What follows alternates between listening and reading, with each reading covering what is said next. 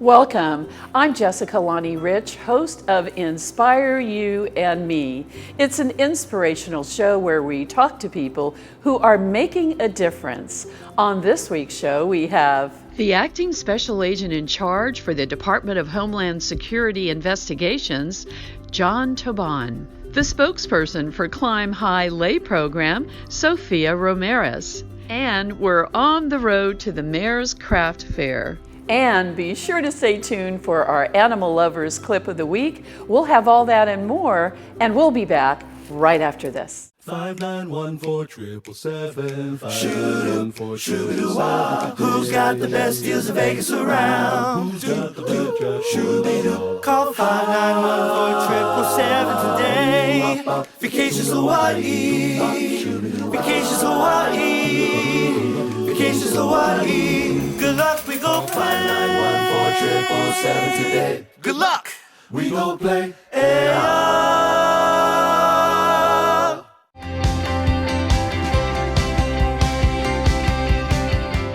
We are very pleased to have as our special guest on the show. He is the acting special agent in charge of Homeland Security Investigations. Please welcome John Tobon. Welcome. Thank you. You have a really exciting job with Homeland Security. For those people who are not familiar with Homeland Security, and we'll talk about Homeland Security Investigations, what is the mission and purpose? Well, Homeland Security Investigations is a component within an agency of the Department of Homeland Security.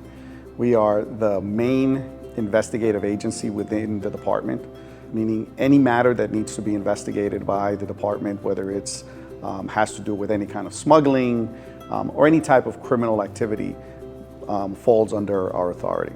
I read your amazing bio. You cover a very big area. Can you share with us about that?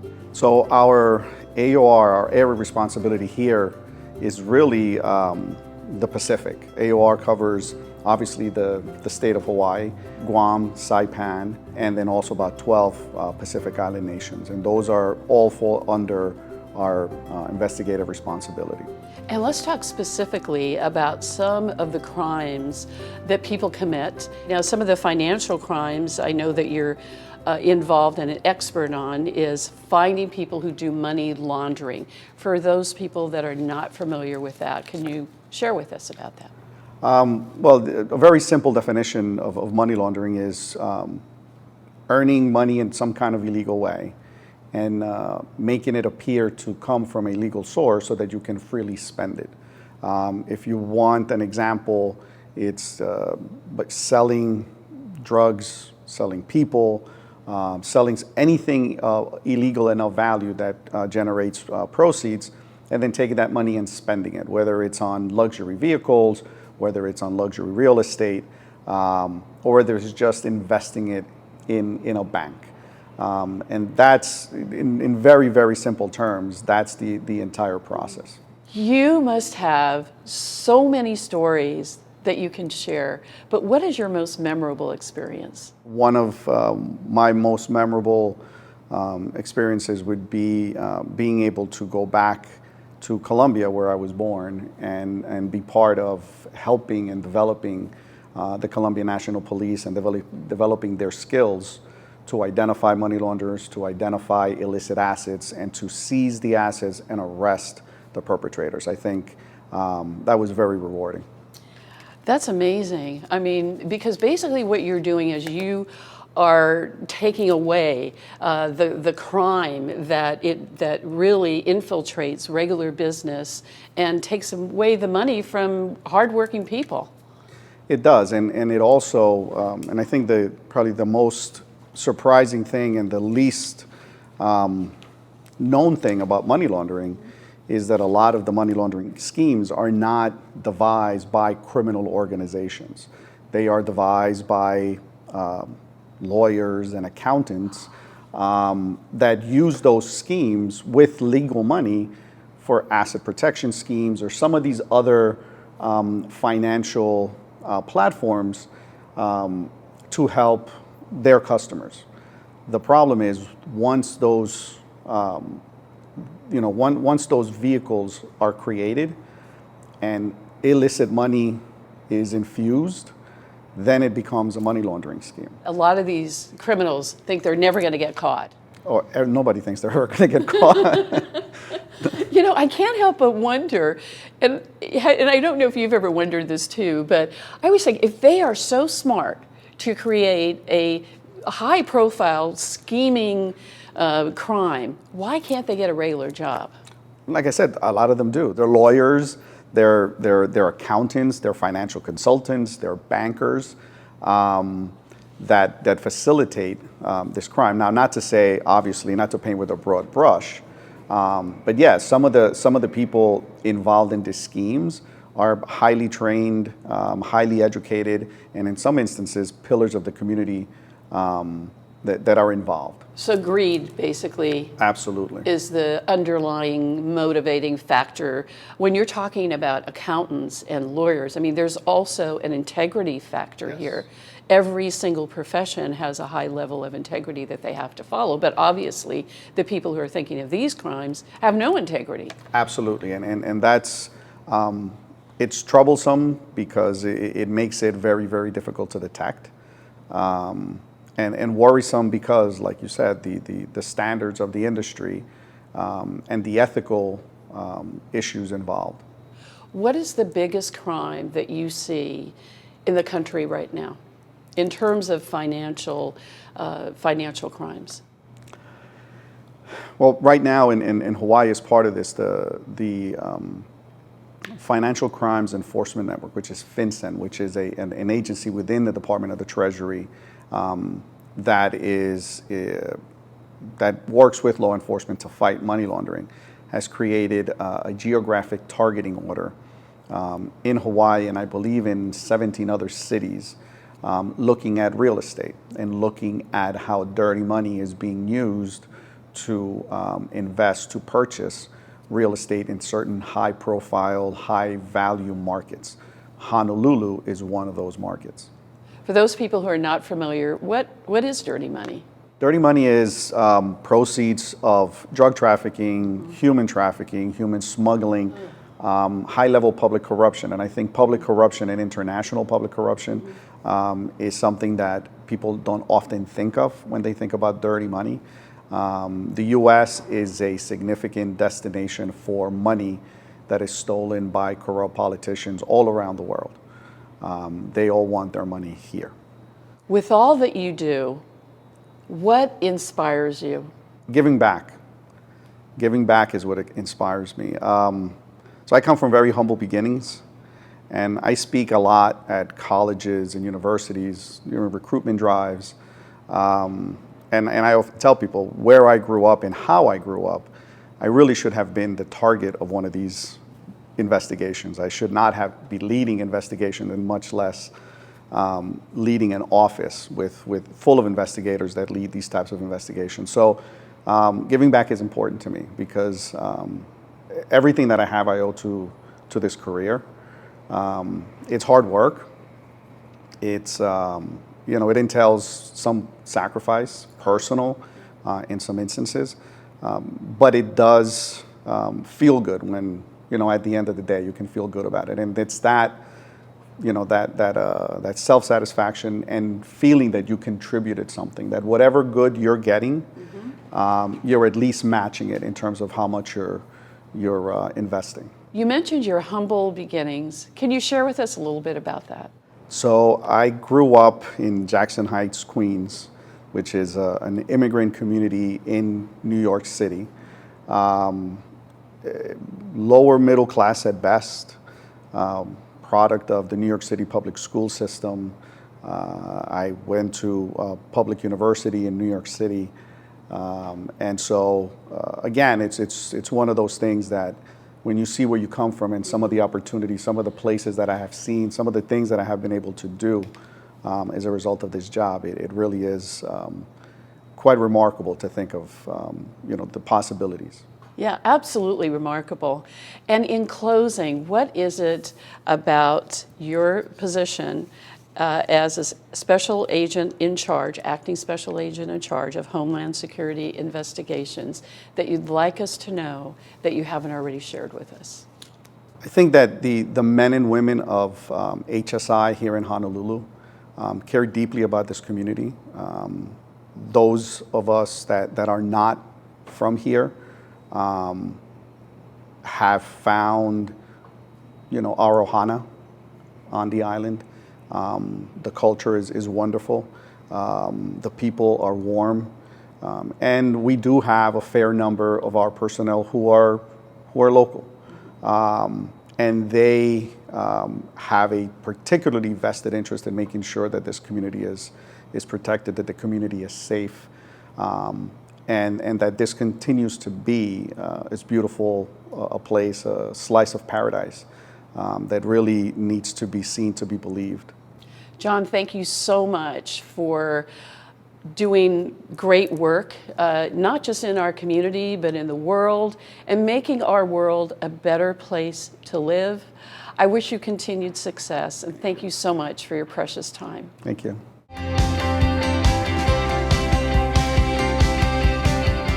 The law firm of Cronin Freed is proud to sponsor Inspire You and Me, a show about people in our community who are making a difference. I'm Rick Freed, and our law firm of 16 attorneys handles major injury cases, choosing to devote our considerable talent and staff to those injured people and victims for whom we can make a great difference. We hope that you will be inspired to follow your dreams and find your purpose.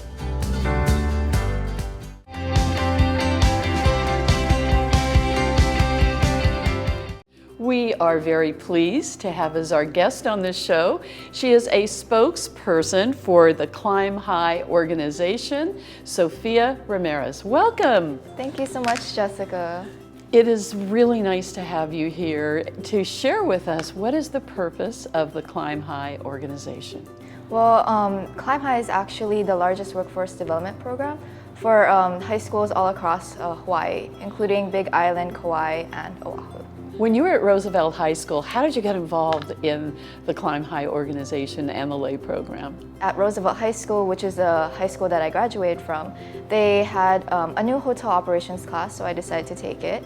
And through that class, I learned about the lay program from my teacher, and she offered us the opportunity to go on a field trip for lay. So lay actually stands for Leadership, Exploration, and Inspiration.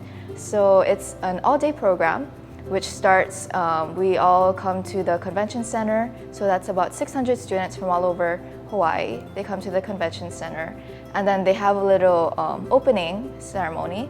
And then after that, they get to visit the different hotels and meet the different managers from different departments.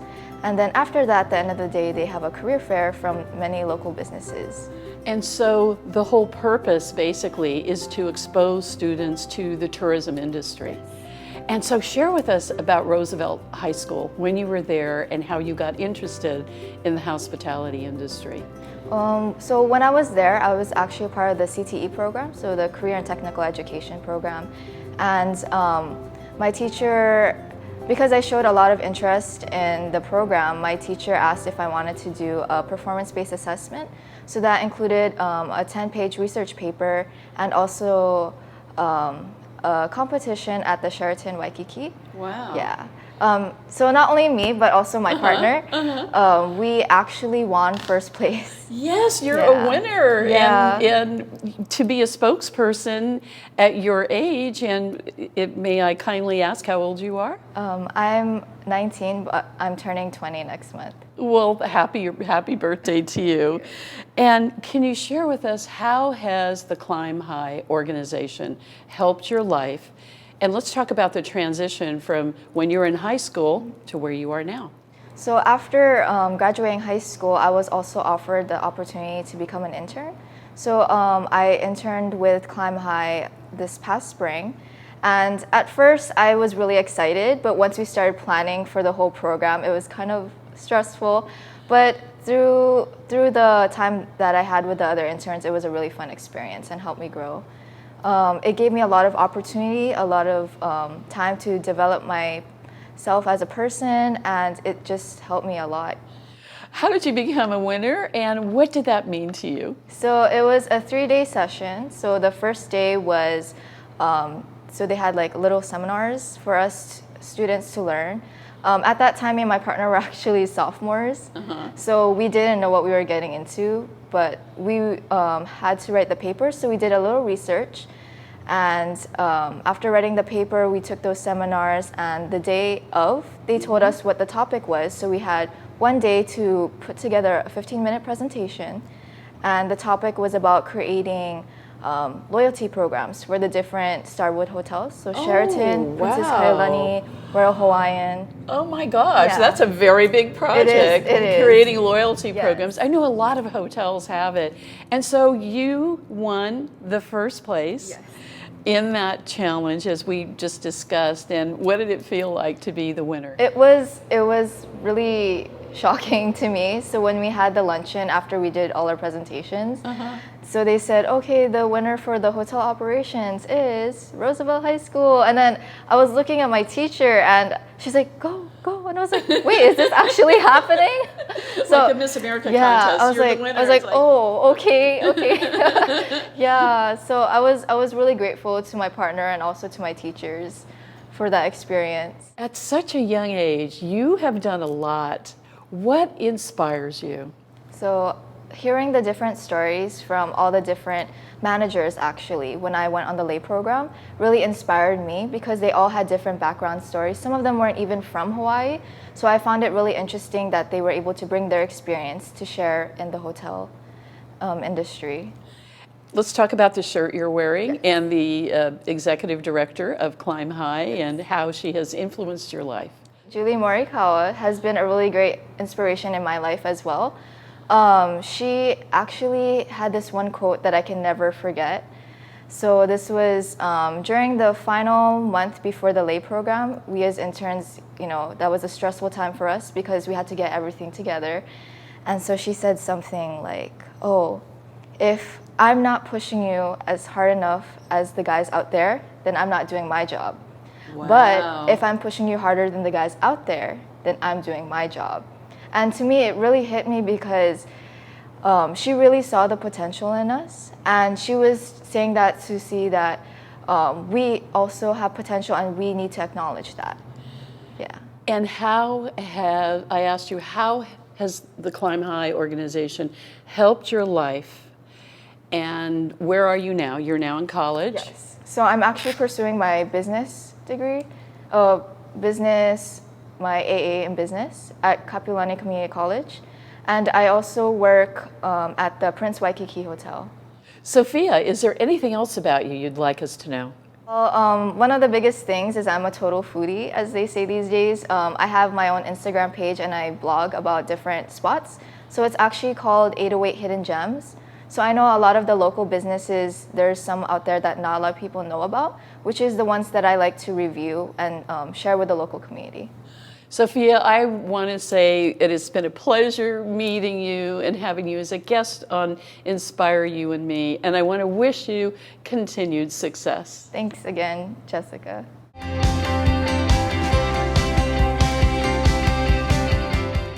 Unique, majestic, inspiring. Hawaii's hidden gem on the windward side. Just a short scenic drive will take you to one of the most extraordinary locations in the world. We specialize in conferences, meetings, retreats, business functions, social events, and off-premise catering. Delectable cuisine, stunning panoramic views, and excellence in first-class service. Let Ko'olau Ballrooms and Conference Center make your event a memorable experience.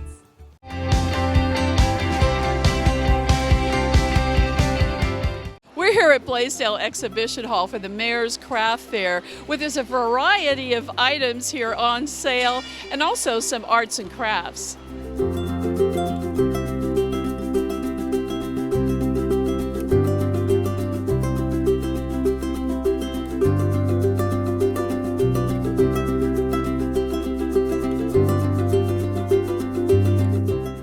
With Jonathan Okabe. He's a member of the Hawaii Men's Shed. What is that, Jonathan? The Men's Shed is a nonprofit organization. In our city, we're the first in the nation. Now there's I think about 10 throughout the nation. and it's actually a United Kingdom organization. It's for men and women. It can be almost anything, but ours is a wood shop. We have a bicycle repair shop and other groups that do other things. It's a place to go, talk story, work with your hands, have fun. Yeah, and I'm looking at some of the wonderful woodworks that you have here, and they're absolutely beautiful. It looks like it's also an opportunity to network with meet other people.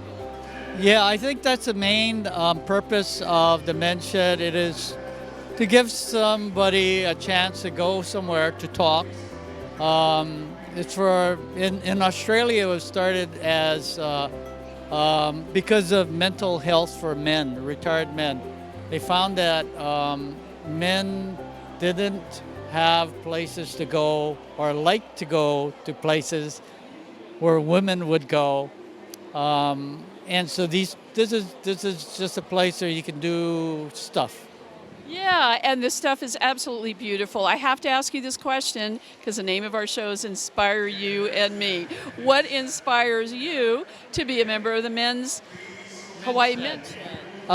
I love doing woodworking, and they have lathes to make bowls and saws and sanders and all that, and it's set up. It's ready to go. And there's people there that are more experienced than myself in some of the things I want to get involved with. So we can ask for help. We can get their knowledge to help do things that we want to get into. Yes, and if somebody wants to know more about the Hawaii Men's Shed, how can they do that? They can go online and Google Hawaii Men's Shed or HonoluluMen'sShed.com. Thank you so much. And check our website. Thank you. Jerry, you're one of the founders of the Hawaii Men's Shed. Tell us a little bit about how this all got started. Sure. I'm also a Rotarian. I've been a Rotarian for 30 years. But we found out about the Men's Shed by learning about this group in Australia, of all places. They started this Men's Shed, a social organization for their senior men in Australia, 12 years ago. Today, there's 1,500 of these Men's Shed. So the Men's Shed is a social organization where senior men can meet, make some friends. If they want to work and learn skills, we have people that can train you how to use these power tools. Hawaii Men's Shed, we designed and made a playhouse because some of our members who used to work in the construction industry wanted to show their talent as far as designing and building things. So it took us over a year to make this playhouse, but we finally decided we need to get this playhouse out of the shed because we needed more space to do other things. So I found an organization, the preschool in Ainahaina, that had enough room in their property and over 300 kids that were interested. So we agreed to finish the playhouse and deliver the playhouse and put it together there at their property.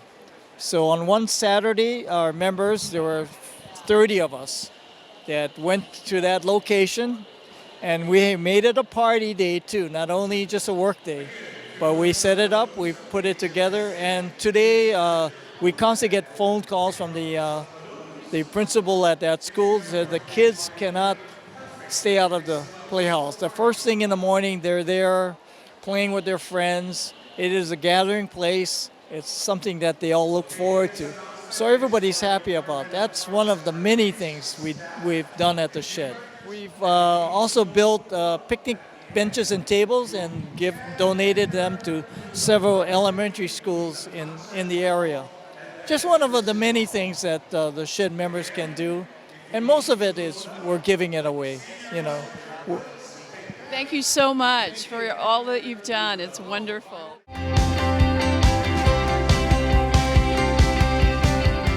When you feel like Vegas, there's just one place to stay.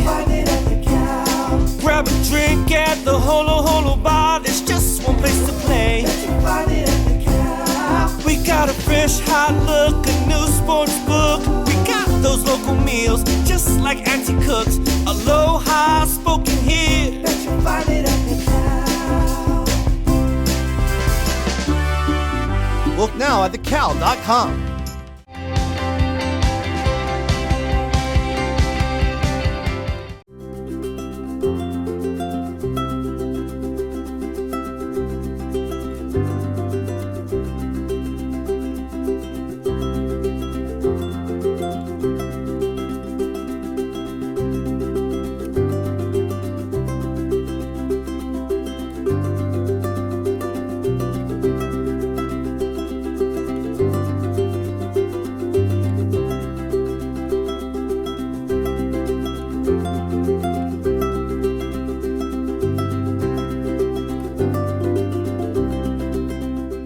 We hope that you've enjoyed our show this week. I'm going to leave you with a rich thought for the day. Gratitude is the quality of being thankful for everything that we have, for our love of our family and our friends. When we appreciate what we have, we are thankful for the greater good in our lives. Think about it. Until we meet again, I'm Jessica Lonnie Rich. Take care. My, it's a beautiful world. I like surfing Waikiki. I like to paddle out beyond the white breakers, where a man can still be free, or a woman if you are one. Yes, I do like surfing Waikiki. My, it's a beautiful world. My, it's a beautiful world. Oh, my, it's a beautiful world. My, it's a beautiful world.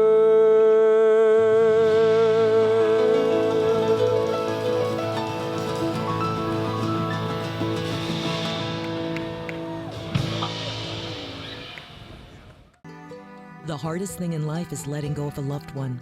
Finding the right provider can be essential in your time of need. Celebrate your loved one with Ballard Family Mortuaries. We offer a full range of cremation and burial services on Oahu, Maui, Hilo, and Kona, with professional guidance and specialized attention you can trust at the most affordable cost. Call us today for a free consultation on funeral service options available to you and your family. Ballard Family Mortuary Group, serving Hawaii since 1997.